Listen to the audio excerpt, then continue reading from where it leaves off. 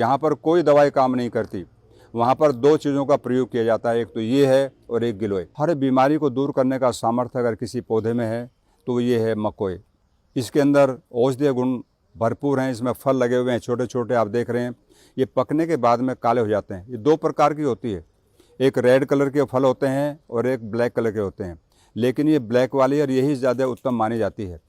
नेत्रों के लिए, आँखों की कोई भी बीमारी है, चाहे कम दिखता है, रात्रि में नहीं दिखता है, आँखों में लाली है या दर्द होता है, ज्योति धीरे धीरे हमारी कम होती जा रही है, किसी भी अवस्था में नेत्र रोगों में आप इसका प्रयोग कर सकते हैं।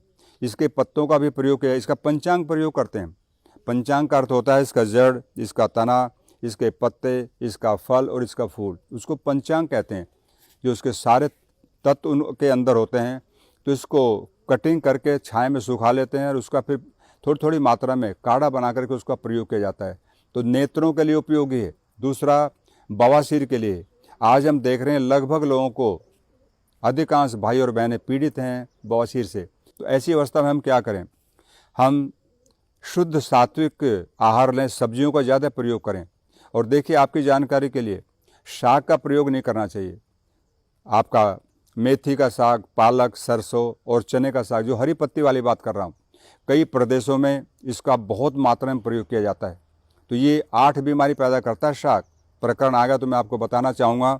एक तो हड्डियों को गलाता है, दूसरा सुंदरता को नष्ट करता है, जिसके लिए हम लाखों रुपया खर्च करते हैं साल में, और तीसरा शक्ति का ह्रास करता है, बुद्धि का नाश करता है साग, और मेमोरी को लॉस करता है, बालों को बिना समय सफ़ेद करता है और नेत्र ज्योति को का नाश करता है। साग की बात कर रहा हूँ, मेथी, पालक, सरसों, चना।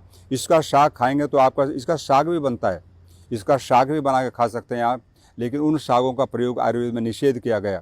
तो ये बवासीर के लिए, नेत्रों के लिए, हार्ट के लिए। आज हम देख रहे हैं हर गांव के अंदर, पहले ये बीमारियां शहरों में होती थी, लेकिन अब धीरे धीरे गांव में पहुंची, क्योंकि गांव का व्यक्ति आलसी हो गया, काम नहीं करता। ट्रैक्टर आ गया, उसका प्रयोग करता है और भैंस का दूध पीता है। आपकी जानकारी के लिए, भाई और बहनों के लिए, भैंस का दूध पीने से कोलेस्ट्रॉल बढ़ता है, और कोलेस्ट्रॉल की मात्रा जब बॉडी में बढ़ेगी तो हार्ट की प्रॉब्लम बढ़ेगी। तो इसलिए गाय का दूध पीना चाहिए। गाय का दूध सात्विक होता है और गाय भी देसी।